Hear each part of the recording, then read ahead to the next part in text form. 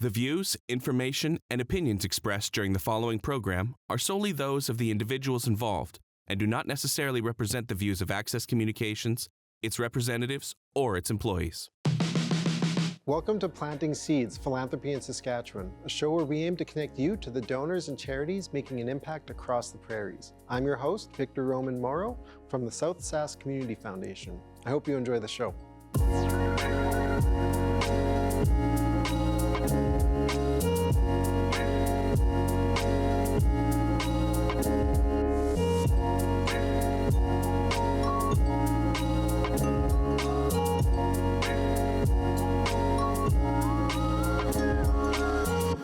Thanks for joining me today. Today is another look into the Access Children's Fund, which I know we've done over the past couple of years, and it's always good to be able to look at these efforts and this partnership with the show being with Access. It just makes sense to be able to put a highlight on the Children's Fund and the amazing work that it's helping charities do. So to do that today, I actually am joined by two special guests, so Adriana and Tom. Can they maybe take a minute just to introduce yourselves, kind of who you are here at Access and how you're involved with the fund? Maybe starting with you, Adriana. My name is Adriana Garcia. I am the supervisor of community relations, and I am involved through this children's fund. I help with the check presentations and to help with everything that is promotional through the charity. Yeah. I'm Tom Boyko. I'm the community calendar coordinator. So if you have any special events going on, any garage sales, any flea markets, any fundraiser of any sort, you can contact me and I can get it up on air for you. And I'm also the chair of the Access Communications Children's Fund. Perfect. And before we get into it, I just want to tell a fun little story because we all used to work together. I worked here for about 6 months. So I luckily knew you guys before that. And my family is Chilean and I do not know Spanish. And when I worked here briefly, Adriana actually helped me, only speaking to me in Spanish for a while. And I'd have everything labeled at my desk in Spanish as I was getting ready to visit South America. And I just thought that was always a really fun thing. So it's kind of neat because I worked here probably probably 13, 14 years ago now. So it's important to me to notice too, you guys aren't just new to Access either. You've been really involved, I think, in the community side of things here much longer than this episode might think. Yeah, for sure. So now we've talked about the Children's Fund a couple times already on the show. So maybe what's just a really quick reminder to the audience, or maybe for those who haven't seen, what's a kind of a high level, what is the fund, who does it support, how does it support? The Access Communications Children's Fund supports children in need. We support feeding programs, we support accessible playgrounds, we support reading programs.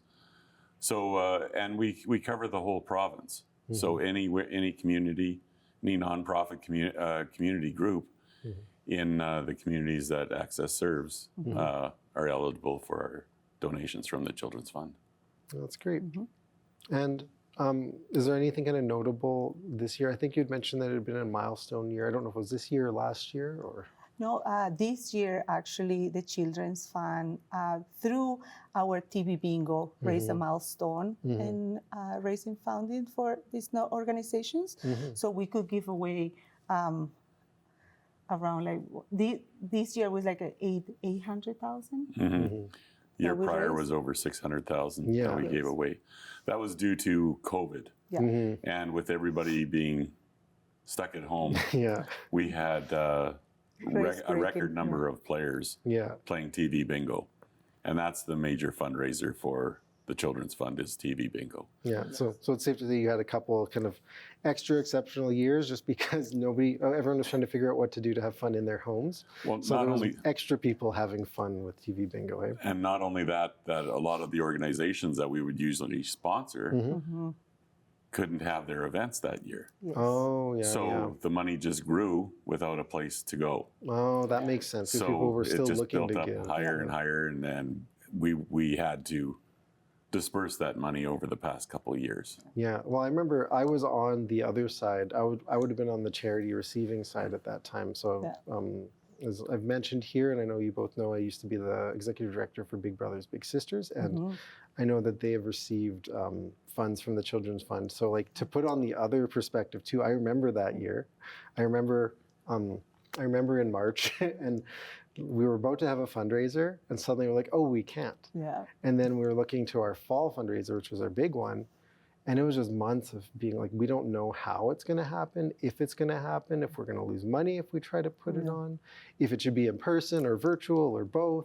It was chaotic. So it's really nice to know, though, that people were able to find kind of another source to get money to that could still get money. Like, because giving to you is still giving to the charitable sector. Exactly. Yeah. And one of the things that also TV Bingo helped during that year is because we also raised money through the Children's Fund to our community events, right? So not be able to do community events to help the Children's Fund, the TV Bingo was able to raise all that money. Oh, that's great. Yeah. That's great. The other thing about the Children's Fund is that both our allocations committee and our Access Communications Children's Fund board are volunteers.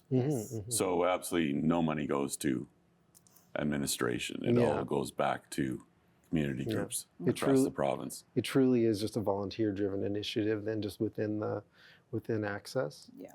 And what do you guys find? I mean, you've been here.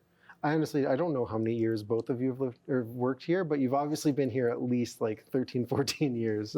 Almost 15. So what has the Children's Fund and the community initiatives at Access done for you, like personally as employees even? Well, we do the summer barbecue tour at Access. I'm involved creating that event. The main focus is raise money awareness for the Children's Fund. So when we go to each community, we make sure that the community knows that we support them through to the charity. So perfect. Yeah. And with our TV Bingo, the people answering the phones to receive the calls from the happy people that have won a bingo. It's all staff volunteer. Oh yeah. So each and every staff member tries to volunteer once every 2 years. To be on the phones and talk to happy people. Yeah, I was going to say that's probably the easiest sell because you get to call people and tell them that they get money. It's not often that you get to do that. Finally, you're giving a good news to people. Yeah, no, exactly. And it is really, like I had this thought when we were talking before, but just when you think about kind of TV Bingo and it being the main source of revenue for the Children's Fund, it's even just kind of neat knowing as a community member, if you're looking for something to do, that by doing this, or whatever, if you're looking to do bingo period, by doing this bingo, you're actually completely giving back to the community as a result of also having fun, which is just really good to know. We encourage parents and children to come and be part of the TV Bingo because it's really a good cause. So we make sure that every time that we talk to people in the community, we say, have you volunteered for TV Bingo? Is your kid involved in volunteer for the community? So that's important. So. And you can also access TV Bingo online. So it doesn't have to be off of our cable. You can also go online and play TV Bingo as well. That's good to know. And how many, is that like a newer way to play? Or? Yes, it's we're opening it up, trying to open it up to as many people as we possibly can. So that's smart. That's so really people good. Even in communities that Access doesn't serve could still access TV Bingo. Can still participate and still be part of the fun. Do you know offhand kind of how many communities would get served by the Children's Fund? Well, all our communities that we serve, so 232, 235? 235. Yeah. Oh, wow. Yeah. That's awesome. Yeah. That's really good. And we were talking before, too, and I know one of the unique things that the fund is looking at supporting right now is the community rink. Is that right? Or Access's community rink? Yes. What can you tell us about that? So this year, the Children's Fund became the title sponsor of the community rink. So the Children's Fund saw that need that they needed to sponsor activities for the kids, inclusion, sports. So now they have in 5 years 5 years title sponsor. So it's excited for us, and we bring community groups to skate, learn to skate. We give helmets. Nice. Skates, so the kids can enjoy the rink. So it's very excited. So this year we brought several community groups, schools, and also the Regina Pats came to skate with the kids. Oh, that's great. That's really good. Many new Canadians that have never seen ice before or had skates before. I mean, this is the perfect opportunity because you don't have to purchase skates. Yeah, absolutely. We have them here, and they can have fun learning how to skate with steel on ice. Yeah, that's great. I will be honest, I am not a newcomer, and I knew how to skate until I was about 8 years old, but I think the last time I skated was in grade 2. Wow. So I could probably use that as well. I have that experience this year where I was like with this school, and the kids were asking me how to help them how to skate, and I was like, but I don't know how to skate.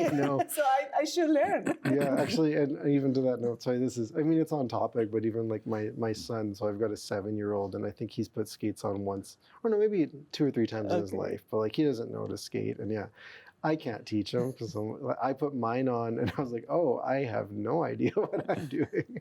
But it's beautiful to see all the kids around, Yeah, so maybe you can bring him, the Pats can show him how as well. So is that primarily, that rink, is it primarily used in the winter? Are there any summer activities that happen there as well? Well, the rink is in the winter, but our community park, I guess the park, is open in the summer. To baseball, soccer. So any community group can contact us, and we can rent the space for them. That's really good. We have a lot of teams that will book the park for the regular weekly practices. Oh, yeah. Oh, that's good. And that's just free of cost then as well? Or yes, is there a cost? It's our way of giving back to the community. That's awesome. Yeah. That's so nice. Around the Children's Fund too, as far as grants being given out, what does it look like? I guess, how does a charity apply? And then maybe after that is once they apply, once they get funding, what are some examples of some of the projects that get supported? So they apply through our website, myaccess.ca/children's fund. They have to enter the application, and that gets submitted to our admin person. And then I think Tom can explain this better, but they go through an allocation committee and then approved by the board. Yeah. That's awesome. The allocations committee is made up of volunteers out in the community. Oh, okay. So community leaders of all sorts, and we have them from across the province as well. Okay. So if there are organizations, say out in North Battleford, we have a representative in North Battleford that could speak on that behalf and guide us a little bit better as far as the group and the good work that they do, and whether or not we should support them. So the allocations will go through all the applications, and then they will recommend to the board which applications should be approved. Oh yeah. Do you know, like, any given year how many applications they might be looking through? Oh, it's pop quiz time here. So many. When organizations heard that we were giving away a lot of money, we had a huge amount of influx of people applying, but we were still stringent as far as who's eligible, who's not eligible. Oh yeah. So we had the kind of the perfect scenario that we had to give away a lot of money, but we also had a lot of organizations looking for it. So sorry, I'm getting in the weeds now of this, but this is my own personal interest, because at the Community Foundation, I used to oversee some of the competitive granting, so I kind of know what it looks like to look at a lot of applications. So I'm just curious, like, even with that spike of funding available, did you still see having like a much higher amount of applicants versus what funding was available, or were you guys actually able to fund most of the things that were looking for funding? I'm just curious because it seems like a big jump. As long as the organizations met our requirements, they received funding. Oh, that's good. So it wasn't a lot of the hard decisions of, because like I'll tell you, a lot of funds at our foundation, more and more people are applying, and the funds aren't growing at the same pace as the applications, which is kind of what you hear around the sector. So I've seen some fund holders, or in those cases, like the people doing the allocation committee work, kind of be faced with like, here's 70 applications and we can only fund 30 of them. And it is very difficult for them to look through those, because the reality is out of those 70, most of those are like worthy and good working programs. Yes. So that's what I was wondering. So on the influx year, you didn't really have that issue. In kind of the regular years where the funding balance goes down, do you usually have more applicants than you can give to? Or this year, we've returned back to normal bingo levels. Yeah. So we do have that limited budget as far as funding goes. So we have to be probably a little more stringent as far as how much we give away to which community groups. Plus, we have to kind of pace it over the whole year as well. We can't give it away all at the very beginning, and then at the end of the year, where the applicants are saying, sorry, we don't have any more money left. Absolutely. But one more thing before is that if an organization doesn't get the funding, we encourage them to apply again. We skip 1 year if you get funding. If you get the money, then we said you won't be able to apply. So you apply the following year. Try to spread it out a little bit. To make sure that we're fair for all these organizations, right? So that's the main thing. Yeah, that's not a bad idea when you just think of the amount of people that are looking for funding that need it. So yeah. With summer camps or anything like that comes up, what we generally like to do is we won't necessarily fund the camp itself, but we will sponsor a certain number of children that can't afford to go to the camp, admission into the camp. Oh, that's smart. There was something you had mentioned before too. There was kind of a shift in focus in some of the applications getting through this year. You said they were more focused on social inclusion. Is that right? So we saw a shift in the applications because before wellness was the main, but this year we saw a shift on social inclusion came first, and then wellness came second, and then literacy came third. Oh, interesting. So that was it surprised us, but I think and also I can see the Children's Fund gave to organizations that wanted to build a park for kids to play and be together, right? Yeah. So so I think that's the main that it surprised us the most this year. So that's interesting. Now I know we had a few stories, I guess, to potentially go through. Do you want to talk a little bit about some of the recent recipients and how they might have used the funding? Yeah, so one of the things that we did this year, 2024, was showcase these organizations and make sure that we advertise what they do. Because some people maybe don't know. So we want to make sure that through the Children's Fund, we showcase these organizations, right? Being a television company, it gives us the opportunity to bring more awareness to the certain community groups across the province. And not only the check presentation, but what that community group does. Yeah, for sure. And I know, and I don't feel, we had a list, so if we need to pull it out even, it'd be good, because it'd be nice to talk a little bit about some of the stories. Like I know one of them, for example, is Regina Food for Learning is one that would have recently received funding. Can you maybe talk a little bit more about like what they would have used as well? The program for Food for Learning, it was a program that feed youth and kids in risk. So that helped them to go through schools and help with the school programs. You know, so. And I'll make a note too, actually, just for viewers, is we actually had Regina Food for Learning on this show. So if people want to learn even more about it, you can go kind of seek out that episode wherever it may exist, or tune in every Friday until it shows up on the reruns as well. What are some other ones that maybe received some? So we also did help the Indian Head Elementary School. Oh, nice. We help them with the playground. Oh, okay. For them, it's a big project, but we help them to make sure that it's like a cement area where they can do more accessibility for the kids. Oh, nice. Yeah, so nice. We help them on that. And other organization is Regina Early Center. Oh yeah, the Early Learning Center there, yeah. And we help with the program with the caregivers. Oh, okay. So this program help them to the caregivers to help kids that needs development. Oh, perfect. So kind of like, would it be like training cost sort of thing for them, just to help them get the support to help? Exactly. Yeah, that's a great that's a great charity as well. That's also had an episode on this show. So if people want to dig that one out too, feel free to watch for that. I know we interviewed Monica Totten from the Regina Early Learning Center, and yeah, they're a pretty incredible organization, just kind of keeping kids safe who need it and helping them adjust to that transition into kind of from early childhood into that school life. So yeah.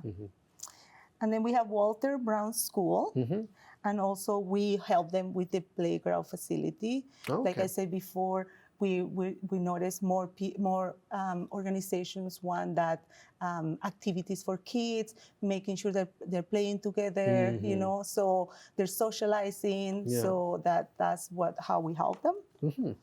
Then the Regina Multicultural Council. Oh yeah, yeah. They have like ambassador program. Oh, okay. And that ambassador program help connect communities together, even though you have different backgrounds. Oh, okay, that's really neat. Yeah. Yeah, I know Regina Multicultural Council does a lot with a little bit of staff too. So it's really neat to see even like a small group like them be able to do the programming they're doing for sure. Yeah. And the Regina Public Library, they have a program called Cops and Readers. Oh yes, yeah. And they help kids on like 3 years old, and they help them to read, to make sure that they're ready for any for anything in their future life, in the what it comes.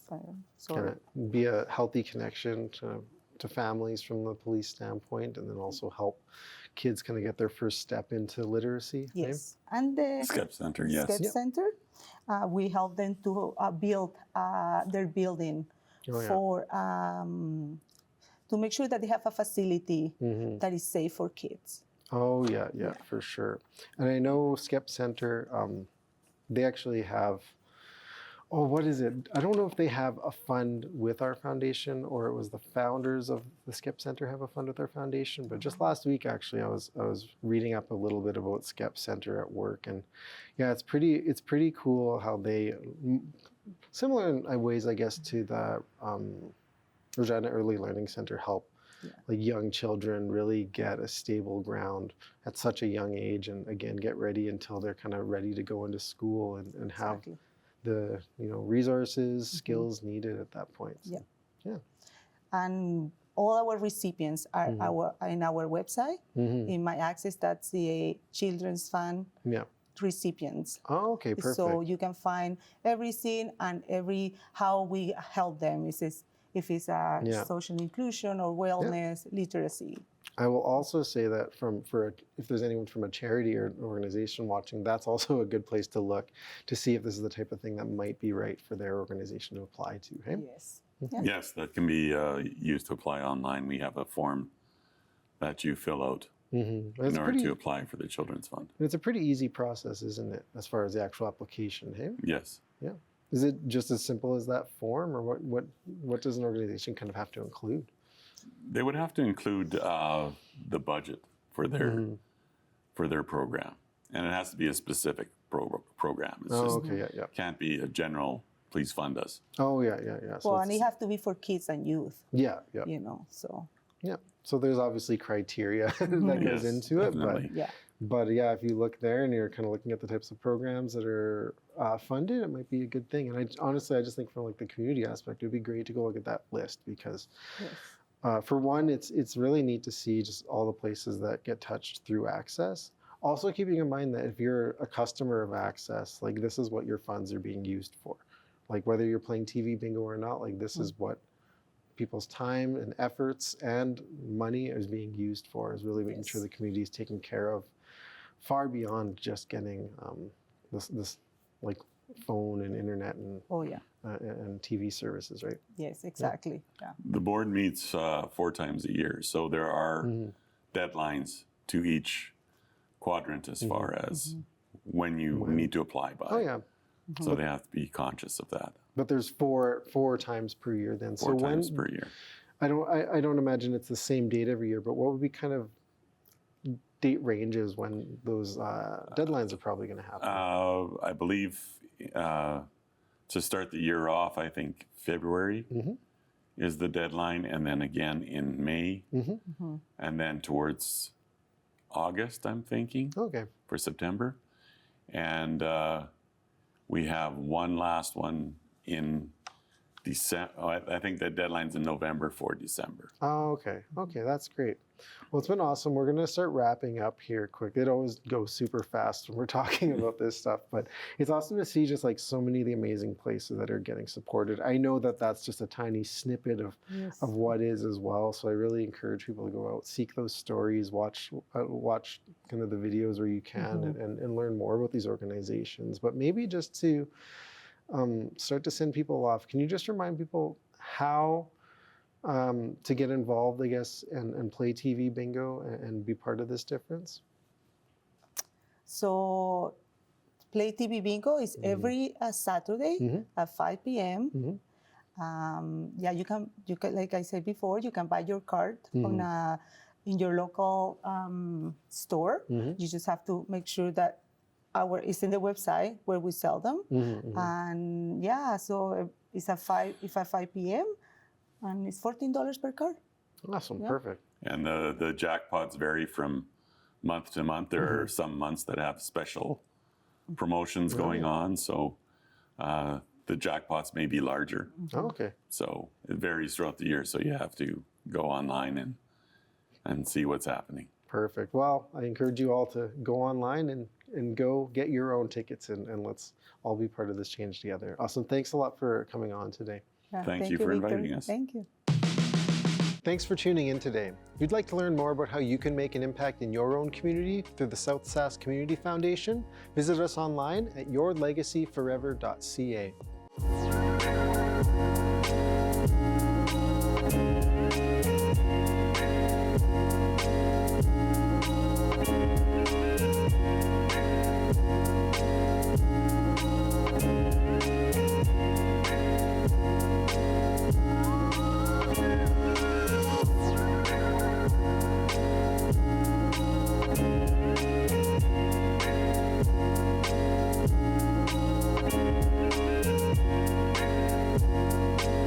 If you'd like to share your feedback on the program you just watched, contact us today